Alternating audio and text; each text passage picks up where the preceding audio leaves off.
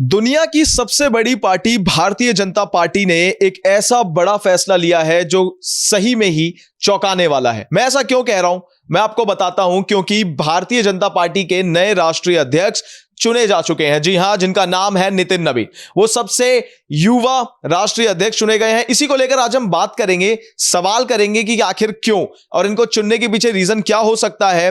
क्या जो अभी भारत के अंदर जो 6 राज्यों में चुनाव होने वाले हैं, क्या उसको लेकर कोई नया एजेंडा है। तो मोदी शाह की जोड़ी ने नितिन नवीन को ही क्यों चुना, इस पर बात करते हैं। नमस्कार, मैं हूं अनुराग पांडे और स्वागत करते हैं आप सभी का भारत एक्सप्रेस में। तो हिमांशी जी, नितिन नवीन भाजपा के नए राष्ट्रीय अध्यक्ष चुने गए हैं।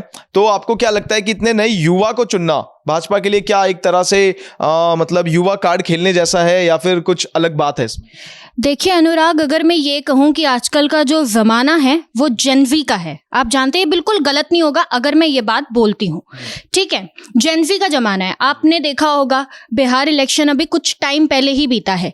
बिहार इलेक्शन में जितने भी राजनीतिक दल थे, सबकी तरफ से युवा कार्ड खेला जा रहा था। लगातार युवाओं के लिए जो योजनाएं लागू की जा रही थी, क्योंकि युवाओं को अपने पक्ष में करना था।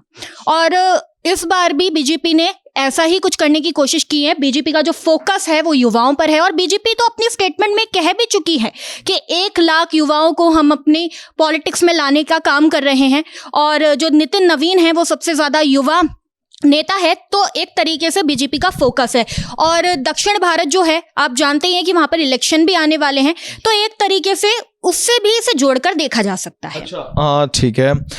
इसमें एक चीज और है कि मुझे ऐसा लगता है कि नितिन नवीन अभी जब हाल फिलहाल में लास्ट टाइम छत्तीसगढ़ में जब चुनाव हुए थे विधानसभा के, तो इनको इंचार्ज बनाया गया था। तो क्या ऐसा हो सकता है कि इस इंचार्ज में और उसके वजह से उनको जीत भी मिली थी, उनको इंचार्ज बनाने के बाद भाजपा को बहुमत से सरकार भी लाई? तो आपको क्या लगता है ऐसा कुछ हो सकता है कि अभी जो राज्यों में चुनाव होने वाले हैं युवा को ला रहे हैं? तो एक तरह से ये भी देखा जा रहा है क्योंकि राहुल गांधी जैसे ही युवा एक खड़ा करना चाहते हैं, वो भी राष्ट्रीय अध्यक्ष बनाकर। हाँ, बिल्कुल पॉसिबल है। देखो, आपने कहा छत्तीसगढ़ में वो प्रभारी बने, लेकिन बिहार की अगर मैं बात करूं तो बिहार में बंकीपुर से भी वो 5 बार विधायक रहे हैं। वहीं उनकी अगर छवि की बात करूं तो बहुत ही साफ सुथरी उनकी छवि है। तो बीजेपी जो है हमेशा से एक ऐसा इंसान ढूंढती है जिसकी छवि बिल्कुल साफ सुथरी हो। और दूसरी बात, नितिन नवीन जो है, उनका नाम बेशक आपने दिग्गज नेताओं में नहीं सुना होगा, लेकिन बीजेपी जो है वो लोगों को सरप्राइज करती है। आप वो उठा के देखिए, राजस्थान उठा के देख लीजिए, आप दिल्ली उठा के देख लीजिए, आप एमपी उठा के देख लीजिए। ऐसे लोगों को मुख्यमंत्री का पद दिया गया जिनके बारे में कोई सोच भी नहीं सकता। मतलब जो बीजेपी है वो काम करने वालों को इनाम देती है, जो पीछे से काम कर रहे हैं उन्हें इनाम देती है। और कहीं ना कहीं कांग्रेस के अपोजिशन में राहुल गांधी के लिए ही इन्हें विपक्ष में खड़ा किया गया है। एक चीज और है कि अभी इनसे पहले जयप्रकाश नड्डा, जेपी नड्डा राष्ट्रीय अध्यक्ष रहे हैं अब तक के, तो उन्होंने जिस तरह से भाजपा को चलाया, जिस तरह से भाजपा के लिए रणनीतियां तैयार की, क्या लगता है कि नितिन नवीन जो कि बहुत युवा है, 45 साल उनकी उम्र है और नया अध्याय शुरू करने जा रहे हैं, तो क्या लगता है जयप्रकाश नड्डा से तालमेल बनाकर बराबर चलेंगे या उनसे ज्यादा कुछ अच्छा कर पाएंगे ये? देखिए, कोशिश तो यही रहेगी कि कुछ अच्छा करे, लेकिन ऐसा नहीं है। उनके सामने कुछ चुनौतियां भी हैं।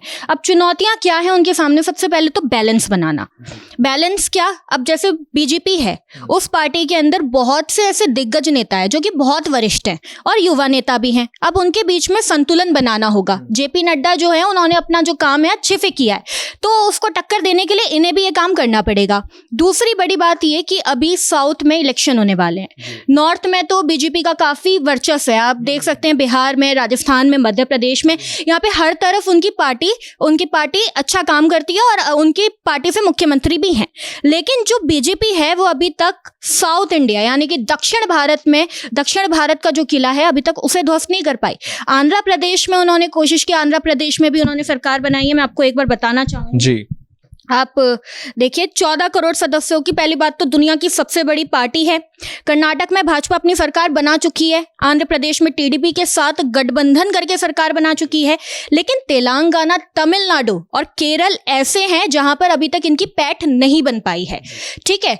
तीसरी बात ये कि जब कोई व्यक्ति या फिर कोई भी हो, जब बहुत अच्छा काम कर लेता है ठीक है, तो उससे और ज्यादा लोगों को उम्मीदें होती है कि ये और कुछ अच्छा करके दिखाएगा। तो बीजेपी की जिस तरीके से अभी आप देख सकते हैं दुनिया भर में वर्चस्व है, कई राज्यों में सरकार है, तो एक चुनौती ये भी रहने वाली है कि वो जो वर्चस्व है उसे स्टेबल रखा जाए। वो स्टेबल कैसे रहेगा? ना तो बढ़ावा मिल सकता है, वृद्धि होना अच्छी बात है, लेकिन अगर गिरावट आएगी तो दिक्कत होगी। तो मुझे लगता है युवा कार्ड जिस तरीके से खेला है बीजेपी ने और युवाओं को फोकस में रखा है, जेनजी का जमाना है, ये जेनजी के लिए ही उन्होंने ये फैसला लिया है। तो मुझे लगता है अब तो ये खैर वो आगे जब काम करेंगे तभी पता चल पाएगा, पर अभी के लिए तो यही है जो है। अच्छा, एक आखिरी सवाल के साथ इस चीज को खत्म करते हैं। मेरा सवाल ये है कि भाजपा के अंदर 45 साल के नितिन नवीन को युवा बताया जा रहा है और अभी तक जो भाजपा के अंदर है उन सबकी उम्र ज्यादा है, ज्यादातर ज्यादाओं की उम्र ज्यादा है। तो आपको क्या लगता है कि ये राष्ट्रीय अध्यक्ष उन्हें कंट्रोल कर पाएंगे अपने हिसाब से? रणनीति बनाने के लिए वो मतलब इनको बता पाएंगे कि हाँ ये रणनीति होनी चाहिए, ऐसा होना चाहिए? और क्या लगता है वो मानेंगे इनकी? कौन? जो नितिन नवीन की बातें कोई मान पाएगा ऐसा लग रहा है? क्योंकि ये युवा है, अंदर जो नेता है, ये कंट्रोल कैसे ले पाएंगे? मेरा ओवरऑल क्वेश्चन ये है कि कंट्रोल ले पाएंगे जैसे जयप्रकाश नड्डा अभी तक लेते हुए आए हैं, वैसा ये कभी ले पाएंगे? ये तो पता नहीं, बट कोशिश वो पूरी करेंगे। और ऐसा नहीं है, देखिए प्रधानमंत्री का समर्थन है, ठीक है, और जो इनका जो चुनाव हुआ है वो भी निर्विरोध हुआ है, ठीक है, किसी भी तरीके की कोई दिक्कत नहीं आई है। मतलब पार्टी के भीतर सभी चाहते थे कि इनको राष्ट्रीय अध्यक्ष बनाया जाए। तो अगर कंट्रोल की बात नहीं, देखिए जो बीजेपी है वो सबका साथ सबका विकास लेकर चलती है, साथ में सबको लेकर चलती है।